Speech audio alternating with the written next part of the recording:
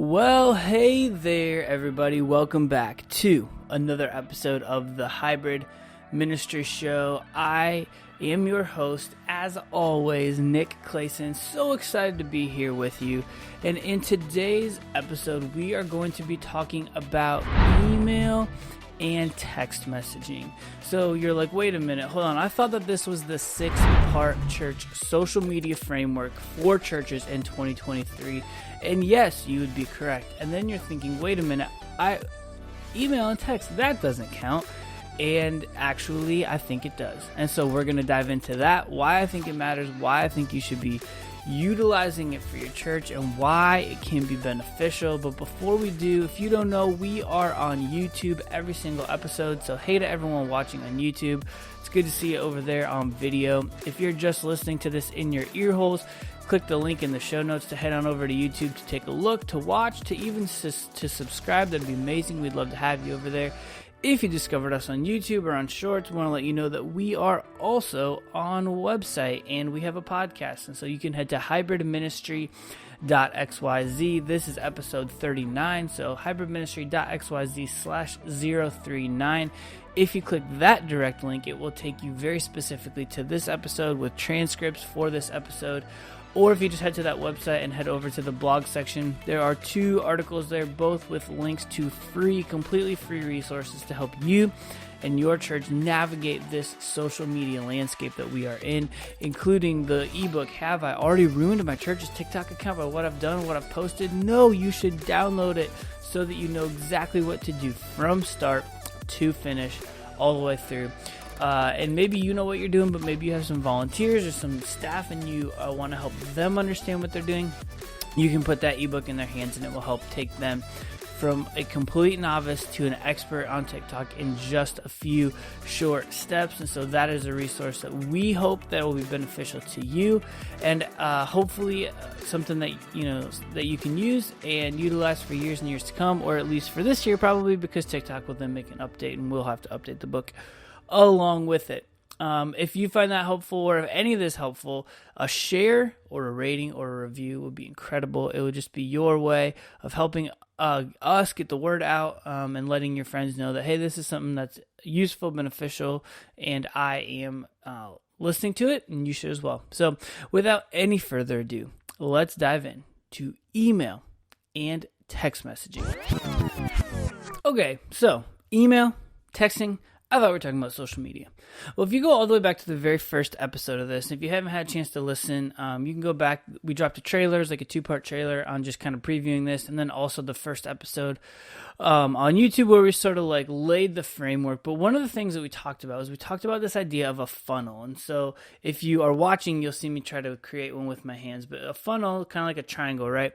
The top is wider, you're going to catch more people, and the bottom is more narrow.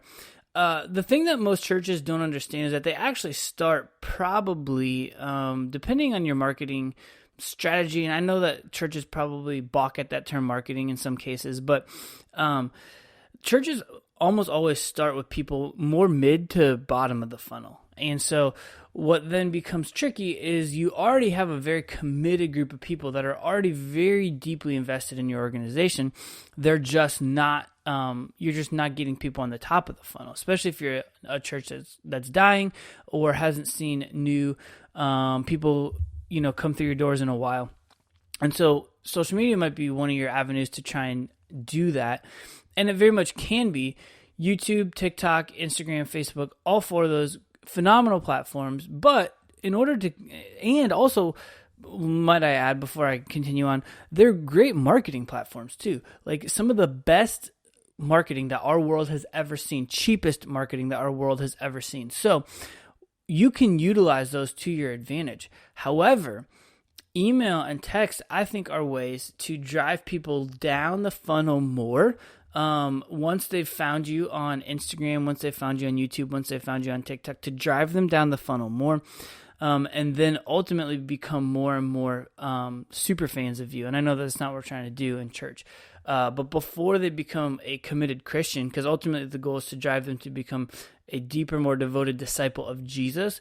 But if they're just discovering you on social media for the first time as a church, you just want them to like you, right? You just want them to trust you as a church. You just want them to think your content is useful, beneficial, and helpful to them in their life. And so you just want to drive them deeper and deeper. And so maybe you offer them something free, like an ebook, or maybe you offer them something like a checklist that they can get on their own, and they sign up for an email list or a text messaging list or something like that, and you drive them deeper down the funnel, right? And so that you got to think about, you might have a couple different tracks kind of going on, and that's what like super next level marketers do, is they have like this track of people. They're already their contributors, or people who've already bought things, and they got people who are just like in an awareness sort of like track, trying to like discover more about your company. Okay. But here's the thing about email, and here's the thing about text, is that they cost almost $0 to facilitate.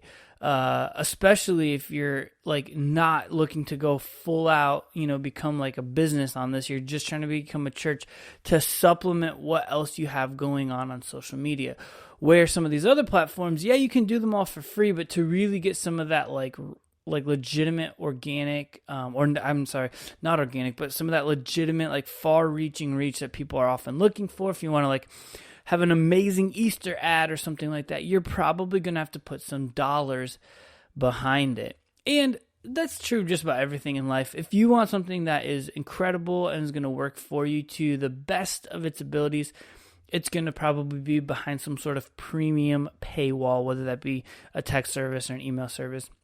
However, as a church, you probably already have some of these tools at your disposal that you may or may not be tapping into, depending on how much know-how you have. Because just about every church in America has or should have some sort of church management software, a people software, data capture sort of thing. Church Community Builder, The Rock, whatever. All of those have email woven into it, as well as text messaging woven into it.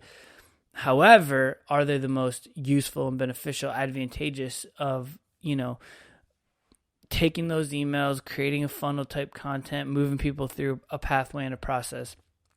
Just depends if you kind of know, if you know what you're doing on there. So let's dive in a little bit more on that. But before we do, a couple of just quick hitter stats so that you're aware of why text messaging and email can be so effective in your church today in 2023.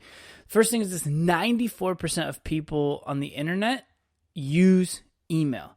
94%. That is crazy, right? That is more than TikTok. That is more than Facebook. That's like a wider adoption percentage of people. Almost everyone on the internet has an email account. Furthermore, 75% of adult users on the internet say that email marketing is their preferred form of marketing, which is fascinating because I don't think that we often think of email or text as sexy as some of these other social media type platforms, but three quarters of people that use the internet say that they would just prefer email marketing to be done to them via email. The return on investment, the ROI, is higher on these platforms, texting and email, than they are on other social channels. And then finally, text message open rates can go as high as, get this, are you ready for it? 98%. So let's dive in. Let's unpack what's going on here and why this can be so important and advantageous for your church. All right, so what is email marketing? If you were to just go on and you were to Google email marketing, there's a potential that you could get kind of lost in the weeds of terminology and words that are maybe not super familiar to you. But at its core, basically, email marketing is an opportunity for an organization to connect regularly with its fans. And at a church level, right, like maybe they're not fans, but it's an opportunity for us to connect with members of our congregation. There's a lot of ways that churches actually, believe it or not, have a upper hand on some companies with email marketing. And the reason of that is because they, like I said, they already have kind of a core base of people. We already have a core base of people that we are pulling from. All right. And so it's not solely dependent upon us to craft and curate and build our own email list from zero. We already sort of have a base that we're starting with. And that's an amazing place to be. And that's an amazing advantage that we as a church, I think sometimes we lament our position in the space, like, oh, woe is us, we're just a church, blah, blah, blah. But like, we have advantages that like other companies don't have. We're often handed email lists with already done work for us. And so we just need to steward that well and continue to build upon that. And so I think that there's a space and a way to do that. The church, oftentimes we might have a hard time with social media or marketing or websites, but in this particular case and in this particular space, I think the church might actually have an upper hand. So who is email marketing for, you might be asking? Honestly, it's for everybody. We said 94% of internet users say and claim that they have an internet account or an email account on the internet. So yeah, you should be using email in your church. You should be sending out regular updates. And here's the thing, and we're going to talk about this a lot in the next episode, but if we have stuff on social media, we can use our email to supplement, to push, to promote people towards what we're already doing online. So we can help connect our people, especially in our church, to what we're doing online. And then we can use online to help connect people to our email marketing list, to help connect them to our church, our local body, our local assembly. Okay, so how do we start this? What do we do if you're like, okay, great, I'm in, I'm sold, what do I do? Well, first and foremost, if you're part of a church, you're probably watching this as a church, social media manager, a youth pastor, or a volunteer who's been handed the reins of running social media on your church. What are you supposed to do? In most cases, like I said, I believe most churches probably do, and if they don't, they probably should have some sort of church management database system. I currently at the church I'm at use Church Community Builder. In the past, I've used Rock. I've used we've used ACS, Realm. We've used Planning Center, People. These are all different ones that I've used in different places I've been in my ministry, my life. The reality is you probably want to at least start there, because there's going to be the vast majority of your data, of your people, of your email addresses living and existing in there. And depending on the decision-making prowess of people, there are going to be people in your church who've already invested in that, paid for that, and want you to be using it. I think that that's a great place to start. What if your church doesn't have a database? Well, I definitely would encourage you to do it. And I know that there are some free ones out there. I know that Planning Center People, I believe, at least when I looked at it, this is like 5+ years ago, but they said that they would be forever and always free. There are other modules, which is part of the downside, is like you can get all your data in Planning Center People, but then to use it for giving or to use it for events or whatever, like those aren't free. And so for them to pair and work well with each other, you have to start paying, and so that's the downside. However, let me just say my favorite, the Planning Center, you pay like individually, so like a giving is a different price, and events is a different price, and registrations is a different price, and services is a different price, and all these things. It adds up quickly. However, let me just say it was my favorite database I ever worked with, ever. I currently, and most churches I feel like have adopted like CCB, Church Community Builder, seems to be a really popular one. Very much not my favorite one. It's good, it's sleek, it's got web interface, that's fine. But like on the email side, on the marketing side, and I know that if you guys have been around from the very, very beginning of listening to our podcast, if you go back and listen to episode 1 through episode like 7 or 8, I had a co-host, his name was Matt. He moved, and his new job wouldn't really allow him to be on this podcast regularly, so we've sort of amicably parted ways. He's doing his thing, I'm doing my thing. But Matt was a marketer first that worked in a church, and I know that his big thing was that databases don't always give him what he wanted as a marketer. So as a marketer, like someone who works in the business space, what he recommended was HubSpot. And that's for making money for businesses, and churches are built with a different need on those church management softwares. And he thought that we could do everything we needed to do for churches in HubSpot. Now, to push back on Matt a little bit, he might not have known everything that we needed as churches, right? Like, for example, HubSpot might not have a baptism date field in the church community, in the like database thing, right? But it will give you everything that you need for email addresses, websites. You can create ClickFunnels. You can create all types of things where you can very easily capture someone's name and email address and then move them down a pathway or a process. And that's what Matt was trying to do at the church that we were both at in Chicago at Parkview. Ultimately, that's part of the reason why he ended up stepping away, and myself as well. He couldn't get people on board with the idea. All that being said, if you don't have something, you should have something, and you should at least start with exploring some of these free ones. So I'll drop some of these links in the show notes. HubSpot, I'll drop Planning Center, people in the show notes so that you have those things to check out.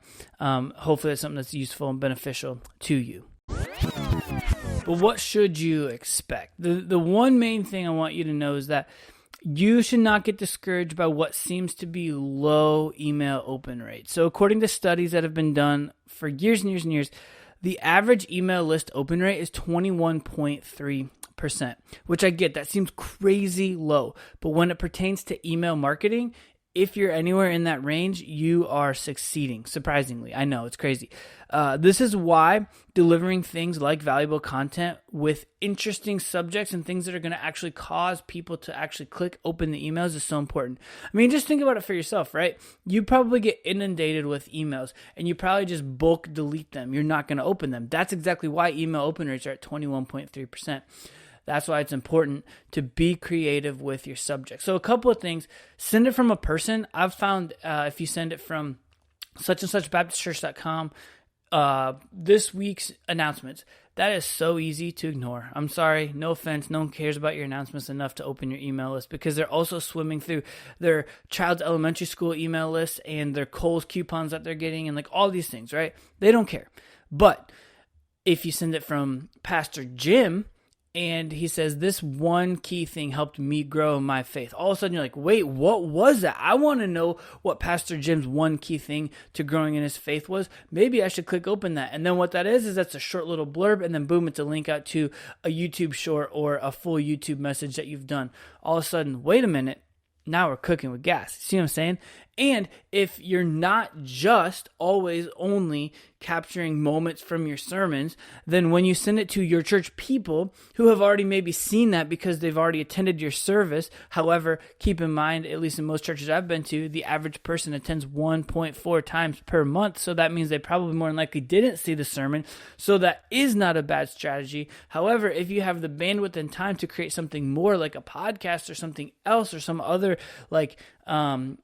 some other resource that explains more to them, that's going to be even more valuable, where your pastor's sitting down having a conversation with another person on staff or a host, and he's talking through some of these things, and it's maybe sermon related or sermon adjacent, but not just sermon.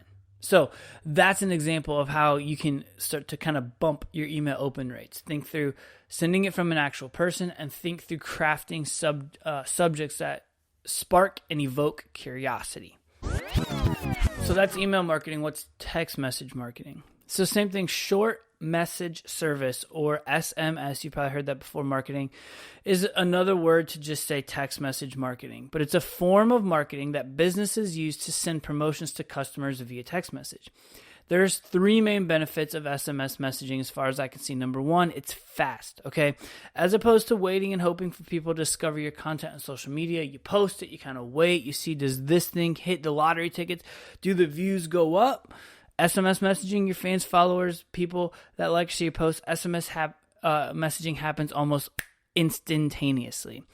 Secondly, the open rates are ridiculous. Open rates are an alarming 98%, which compared to email marketing seems like a messaging hack that is almost too good to be true, and you might be right. And then finally, response rates are also good too. You can send a message and rates are good. Around 45% of people say that they respond to text messaging messages compared to only about 7% of click rate through email marketing statistics. So those are some of the upsides. Who is it for? Well, definitely for I think younger people in your church, Gen Z, Gen Alpha, who may only have like an email address to create an account, and they only like nominally check it. Also for parents, for people in your church, almost everyone has a cell phone these days, so you can use it. The downfalls of it though can be tricky because you are going to be navigating some red tape, and I will drop a link in the show notes for more of that, and kind of how to navigate that so that you don't get in trouble with like the government and people who are trying to regulate text messaging and text messaging marketing.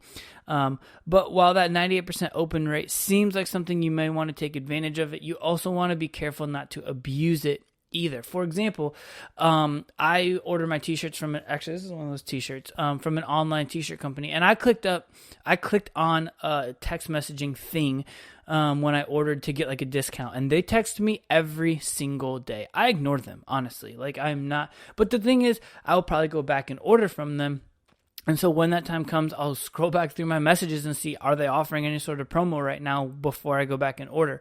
However, you got to be careful to not blur that line. So I would suggest probably somewhere between 1 and 2 times a week at absolute maximum, maybe even less. But you can, again, if you add value and you send something that's interesting, people are going to be much more inclined to open it. If you're just, listen to me, if you're just sending announcement after announcement after announcement about in-person event, they're not interested in that. However, if you're like, hey, have you seen this hilarious TikTok that we just posted? Check it out.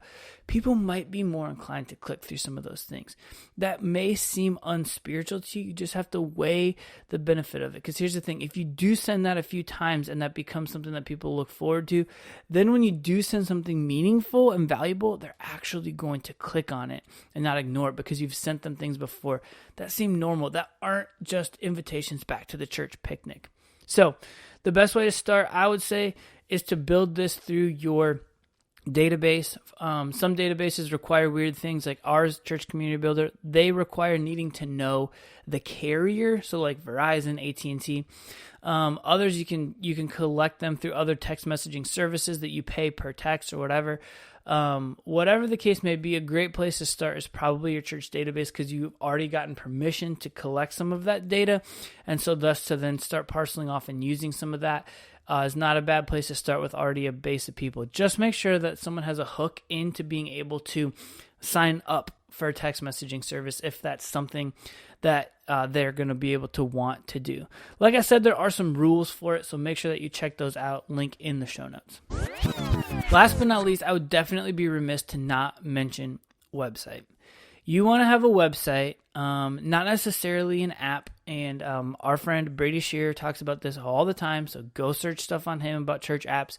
But you want to have a good mobile-friendly website that you can sort of operate as your central stop for everyone in your church. And they can know that they can always go to that website and they can get the information that they need. So then your email and your text messaging things are not your primary vehicles and drivers of communication. And so if someone's like, crap, where's that information? They're not having to dig back through emails and be like, is that the one? Is that the one? Is that the one? They can know that they're going to go to your website and it's going to be useful and reliable. And so I'm not going to talk much on that because that's going to sort of be the glue to everything in the next episode, but we cannot neglect and we cannot forget to talk about the importance of a good mobile-friendly website that people can access on their phones at just about any given time in the world that links and curates and pulls together all of these social media, email, all these things, and they all sort of swirl in, and the website is your central spot where all of those are pointing back to. Well, hey everyone, thanks again so much for hanging out in this episode. I hope you found this info about email and text messaging helpful. I know I didn't give a lot of hey, go to this website and do it, because a lot of it is going to be dependent upon your church. So start exploring, start having those conversations, and if they're not existing, hey, guess what? You are the pioneer of this. Don't let it die. Like, it is your, this is something that you can steward and that you can take to help spread the message of Jesus to both the people in your church, drive them deeper down that funnel to be more devoted followers of Christ, as well as helping people outside of your church connect more and more with your local church. You are doing an incredible work. Keep it up. And don't forget, as always, to stay hybrid.